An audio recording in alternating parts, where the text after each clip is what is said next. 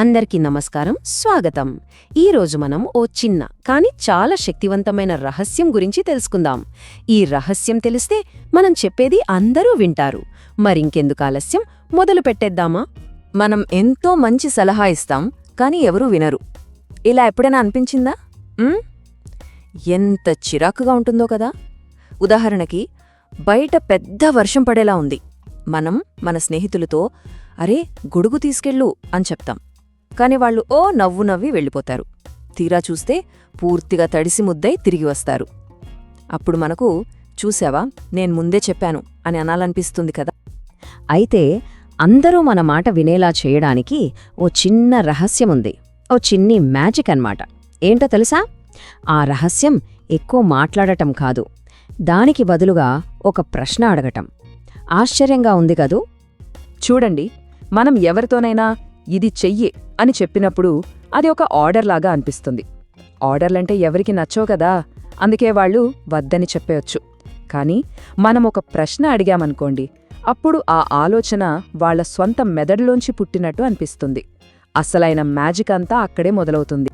ఇప్పుడు అసలు విషయం ఏంటంటే, మనం సరైన ప్రశ్న అడిగినప్పుడు వాళ్లకి వాళ్లే లోపల మాట్లాడుకోవడం మొదలు పెడతారు. వాళ్లని వాళ్లే ఒప్పించుకుంటారు. మనం అసలు కష్టపడాల్సిన పనే ఉండదు. అయితే మనం అడిగినప్పుడేమవుతుంది? మొదటిది, వాళ్లు ఎదురు చెప్పరు. రెండోది, వాళ్లు ఒప్పుకోవడానికి ఎక్కువ అవకాశముంటుంది. అన్నిటికన్నా ముఖ్యంగా, ఇది నా ఆలోచన అని వాళ్లకనిపిస్తుంది.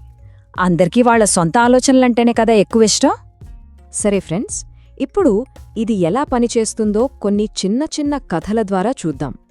ఇది చాలా సులభం, మీకే అర్థమవుతుంది. ఇప్పుడు ఇది ఊహించుకోండి. ఒక స్టూడెంట్ ఉన్నాడు. ఫైనల్ పరీక్షలు దగ్గరకొస్తున్నాయి, కానీ అతను అస్సలు చదవడం లేదు. ఇంట్లో వాళ్ళందరికీ ఒక పెద్ద క్రికెట్ మ్యాచ్ ముందలా టెన్షన్గా ఉంది. మొదట టీచర్ చాలా స్ట్రిక్ట్గా నువ్వు రోజూ చదవాలి అంది. కాని ఆ స్టూడెంట్ వినలేదు. అప్పుడు టీచర్ ఆ మ్యాజిక్ ప్రశ్నను ప్రయత్నించింది. ఆమె మెల్లగా అడిగింది, నీకు ఏదిష్టం? ఇప్పుడు ప్రశాంతంగా రోజు కొంచెం చదువుకోవడమా, లేక పరీక్ష ముందు రాత్రి కంగారు పడుతూ ఇబ్బంది పడడమా? ఈ ప్రశ్న ఆ స్టూడెంట్ని ఒక్క క్షణం ఆగి ఆలోచించేలా చేసింది. తన మనసులో ఆ స్టూడెంట్ తన ప్రశ్నకు తానే సమాధానం చెప్పుకున్నాడు. అతను అయ్యో, పరీక్షల ముందు ఇబ్బంది పడటం చాలా కష్టం, ఇప్పుడే చదువుకోవటం మంచిది అని అనుకున్నాడు.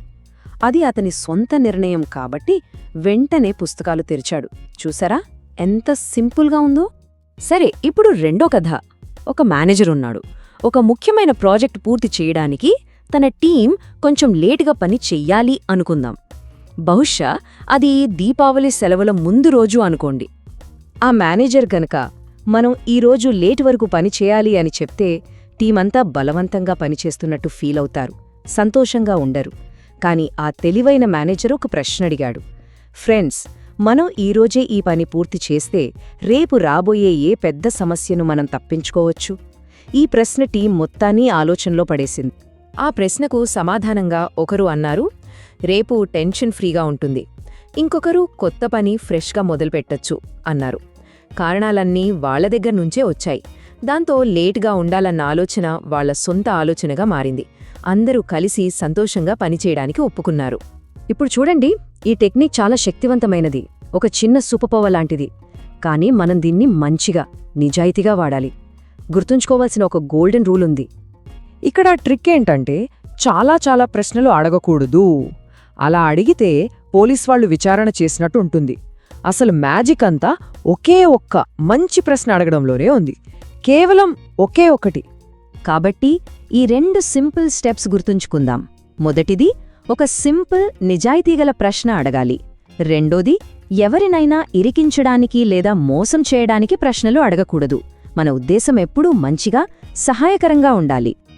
సరే, మనం ఈరోజు నేర్చుకున్నదంతా ఒకసారి సింపుల్గా గుర్తు చేసుకుందాం. అప్పుడు మనం దీన్ని తేలికగా వాడచ్చు. ముఖ్యమైన పాయింట్స్ ఏంటంటే, చెప్పడం కంటే అడగడం మంచిది. వాళ్లని వాళ్లే ఆలోచించుకొనివ్వాలి. మనం ప్రశ్న అడిగినప్పుడు వాళ్లు అంత త్వరగా వద్దు అని చెప్పరు. ఆ ఆలోచన వాళ్లదే అని వాళ్లు ఫీల్ అయినప్పుడు వాళ్లు దానికి మనస్ఫూర్తిగా సపోర్ట్ చేస్తారు. దయచేసి ఈ యొక్క అందమైన లైన్ గుర్తుంచుకోండి. అత్యంత బలమైన మద్దతు ఎప్పుడూ కూడా ప్రజలు తమ సొంతమనుకునే ఆలోచనలకే వస్తుంది. ఇది నిజంగా చాలా శక్తివంతమైన ఆలోచన. గుర్తుంచుకోండి ఫ్రెండ్స్, రోజూ నేర్చుకునే చిన్న విషయమే ఏదో ఒక రోజు పెద్ద విజయాన్ని అందిస్తుంది. విన్నందుకు చాలా చాలా ధన్యవాదాలు. Bye bye.